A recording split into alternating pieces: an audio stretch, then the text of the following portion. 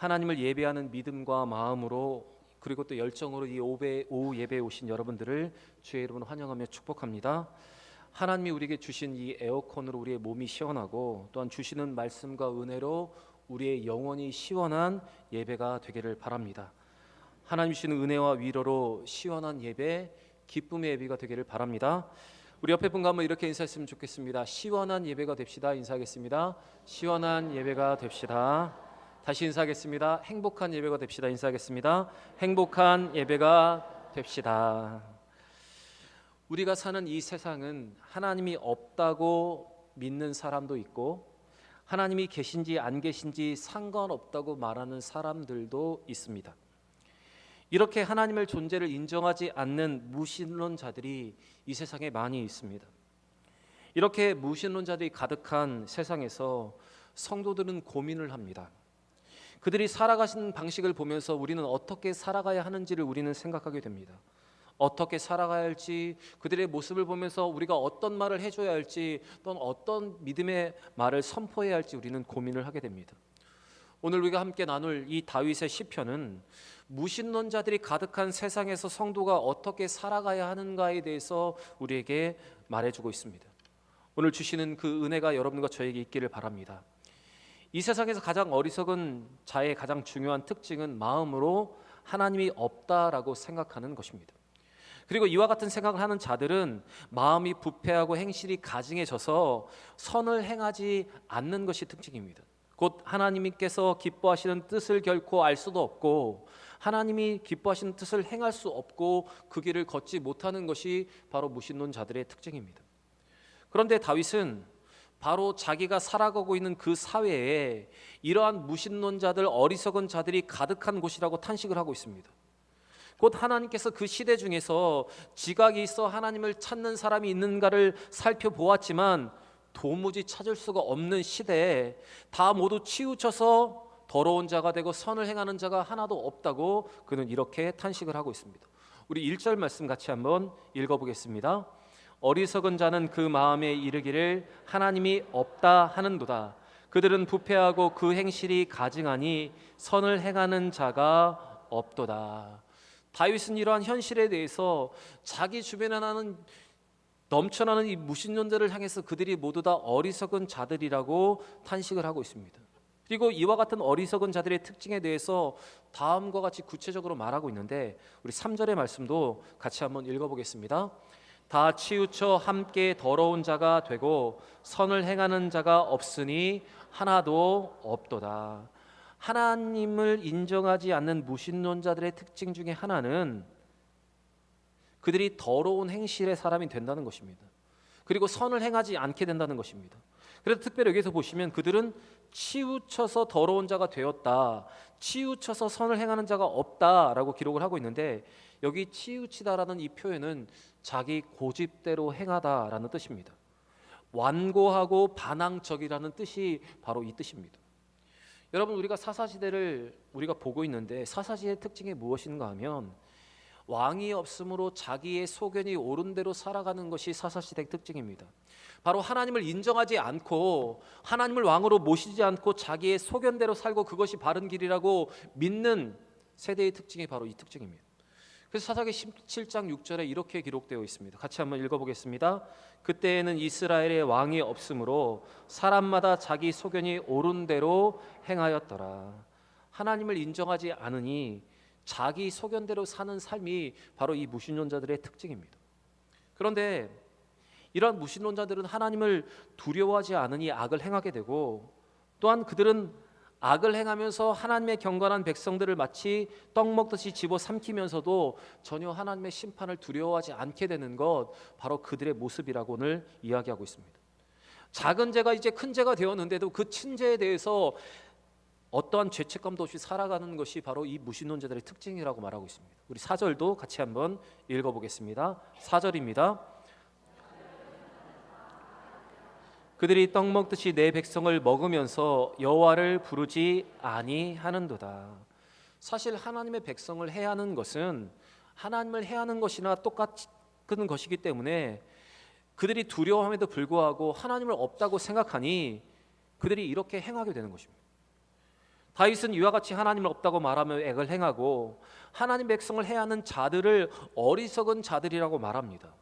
사실 다윗이 말하는 이 어리석은 자들은 상식이 없거나 배우지 못한 무식한 사람들을 가리키는 것이 아니라, 다윗이 말하는 이 어리석은 사람들은 영적으로 무감각해지고 불경건한 자들을 말하고 있는 것입니다.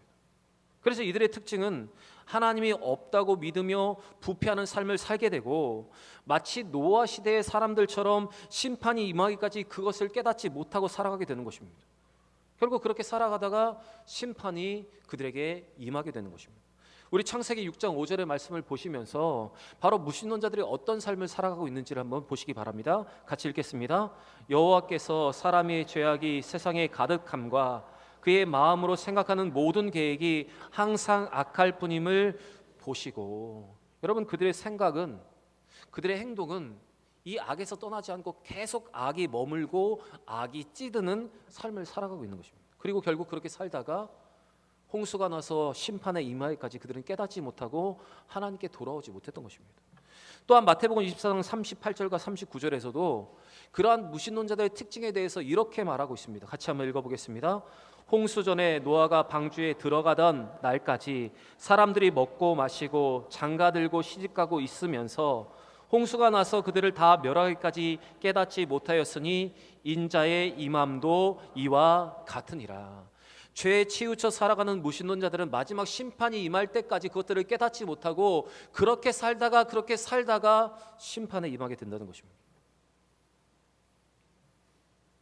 여러분, 우리가 살아가는 이 세대가 어리석은 자들이 가득한 불신, 이 신앙이 없는 무신론자들 가득한 세상에서 우리는 살아가고 있습니다. 여러분, 이와 같은 시대에 우리는 그래도 하나님이 살아계시다, 하나님은 살아계시다라고 외치는 삶을 우리는 살아가고 있습니까? 어리석은 자들로 가득한 이 무신론자들이 가득한 이 세상에서 우리는 우리의 삶을 통해서 하나님의 살아계심을 드러내며 살아가고 있습니까? 혹시 우리는 이 무신론자들 가득한 이 세상 속에서 우리도 갇혀서 그들과 같은 방식으로 여러분 우리는 살아가고 있는 것은 아닙니까? 우리가 예배의 자리에 나와 있지만, 이 시간에 예배를 드리고 있지만 어쩌면 하나님을 온전히 인정하지 못하는 무신론자들처럼 우리는 혹시 그렇게 살아가고 있지 않는지 여러분 우리 자신을 한번 돌아볼 필요가 있습니다. 여러분, 이렇게 무신론자들이 가득한 이 세대에 우리는 어떤 믿음을 가지고 살아가야 합니까? 무엇이 무신론자들이 가득한 이 세상에서 믿음의 사람들의 삶이 되어야 하는 것입니까? 여러분, 오늘 이것에 대해서 한번 진지하게 우리는 고민해 볼 필요가 있습니다. 오늘 다윗의 이 노래는 무신론자들이 가득한 세대에서 믿음의 사람들이 어떻게 살아가야 하는가를 우리에게 보여주고 있습니다. 다윗의 선포와 그의 믿음의 노래가 여러분 무엇인지 보시면서 우리도 이와 같은 믿음의 모습으로 살아갈 수 있기를 바랍니다. 우리 5절 말씀을 같이 한번 읽어보겠습니다. 무신론 세대의 의인이 선포하는 믿음이 무엇인지 같이 한번 읽겠습니다. 그러나 거기서 그들은 두려워하고 두려워하였으니 하나님이 의인의 세대에 계심이로다. 다윗은 그들이 두려워하고 두려워하게 될 것이라고 말하고 있습니다. 무신론자들이 두려워하며 두려워하게 될 것이라고 선언하고 있습니다. 그들이 지금은 당당하게 살아가는 것 같지만 그들은 실제적으로 그 마음의 두려움을 가지고 살아가고 있다고 지금 다윗은 말하고 있습니다. 왜냐하면 하나님께서 의인들과 함께 하시는 그 세대가 곧 도래할 것이기 때문에 그는 이렇게 말하고 있습니다. 그래서 하나님이 의인의 세대에 계심이로다, 그는 이렇게 고백을 합니다. 비록 무신론자들이 하나님을 의지하는 믿음의 사람들과 그들의 계획을 비웃지만 하나님은 예수를 믿고 하나님 안에 거하는 그들에게 가장 안전한 피난처가 되어주실 것이다, 그는 이렇게 선언을 하고 있습니다. 우리 6절 말씀도 같이 읽겠습니다. 너희가 가난한 자의 계획을 부끄럽게 하나 오직 여호와는 그의 피난처가 되시도다. 무신론자들이 가득한 세상, 그렇게 어리석은 자들로 가득한 세상에서 우리는 악이 득세하고 부패와 부조리가 가득하고 마치 하나님을 섬기는 사람들이 가난한 자로 연약한 자로 보이는 세상에 살아갈지라도 이러한 세대 속에서 여러분 우리가 해야 할 것은 바로 다윗의 선포와 같이 바로 믿음의 사람들이 의인의 세대가 돌아올 것이고 그날의 모든 무신론자 악인들은 떨 것이라는 믿음의 선포와 담대한 확신이 여러분 우리 가운데 있어야 합니다. 하나님이 의인들과 함께 하시는 그 세가 분명히 올 것이다. 하나님이 의인과 함께 그날에 저들은 두려움에 들어가게 될 것이다. 여러분 우리는 이렇게 고백하며 살아가야 하는 것입니다. 하나님의 약속을 믿고 우리는 이렇게 악인들이 가득한 세대, 무신론자들이 가득한 어리석은 이 세대에 우리는 이렇게 선포하며 살아갈 수 있어야 합니다. 여러분 이것이 무신론자들이 가득한 세대에서 우리의 믿음의 고백이며 우리의 믿음의 찬양이 되어야 하는 것입니다. 저들은 하나님을 의지하는 우리를 향해서 가난한 자들이라 말하고 연약한 자들이라고 생각하지만 비웃지만 하나님은 그들과의 생각과는 달리 경건한 자들의 안전한 피난처가 되어 주실 뿐만 아니라 마지막 때의 그 심판을 통해서 분명 하나님을 섬기는 의인들을 높이시는 하나님이심을 우리는 믿어야 합니다. 그래서 다윗은 마지막으로 그는 이렇게 고백을 하고 있습니다. 우리 7절 말씀 우리 같이 한번 고백하며 한번 읽어보겠습니다. 이스라엘의 구원이 시온에서 나아오기를 원하도다. 여호와께서 그의 백성을 포로된 고리에서 돌이키실 때에 야곱이 즐거워하고 이스라엘이 기뻐하리로다. 다윗은 이스라엘의 구원이 시온에서 나오기를 소원하고 있습니다. 여기서 시온이라는 것은 하나님의 언약궤가 있는 곳입니다. 그래서 이 고백은 하나님의 언약의 말씀대로 구원의 역사가 우리 가운데 이루어질 것이라는 그 믿음의 선포입니다. 그리고 다윗은 이 그 언약의 말씀대로 완전한 해방과 구원의 구속에 이루어지는 그날에 참 이스라엘의 정직한 백성들은 기뻐하고 의인들은 즐거워할 것이라고 노래를 하고 있습니다. 오늘 이 다윗의 고백은 장차 메시아가 오실 그 마지막 날에 이루어질 그 구원에 대해서 여러분 말하고 있는 것입니다. 여러분 우리는 하나님의 약속을 믿고 살아가는 하나님의 사람들입니다. 그리고 하나님께서 이루실 그 마지막 구원과 심판의 날을 믿음으로 준비하는 사람들입니다. 우리가 이 땅에서 모든 압력과 부조라는 모든 것과 악인의 특사 가운데 살아가고 있다 하더라도 우리는 하나님의 그 반드시 이루어질 약속을 믿고 우리는 그 약속을 믿고 견디면서 무신론자가 가득한 이 세상에서 우리는 이러한 믿음의 고백과 기도로 또한 찬양으로 우리는 살아가는 것입니다. 사랑하는 여러분, 우리의 믿음은 반드시 승리합니다. 하나님이 주신 약속은 반드시 이루어집니다. 그래서 우리는 이 약속을 믿고 이 자리에서 예배드리고 있고 이 약속이 이루어짐을 믿고 우리는 무신론자들이 가득한 이 세상에서 우리는 이렇게 담대하게 믿음으로 선포하는 삶을 오늘도 살아가야 하는 것입니다. 세상 사람들은 하나님이 없다고 믿고 하나님이 안 계신 것처럼 살아갑니다. 이러한 세상에서 여러분 우리는 어떻게 살아가야 합니까? 다윗은 어리석은과 타락한 세상에 대해서 탄식을 하면서 하나님을 향한 신앙의 고백과 하나님을 향한 구원의 노래를 잃어버리지 않고 있습니다. 여러분 믿음의 사람이라면 무신론자들의 주장과 그들의 모습을 보면서 악한 자들의 득세와 현실 앞에서 우리는 하나님이 우리의 피난처 되심을 바라보면서 어떤 순간이라도 어떤 일을 만나더라도 여러분 이 믿음의 고백과 이 찬양을 멈추지 말아야 합니다.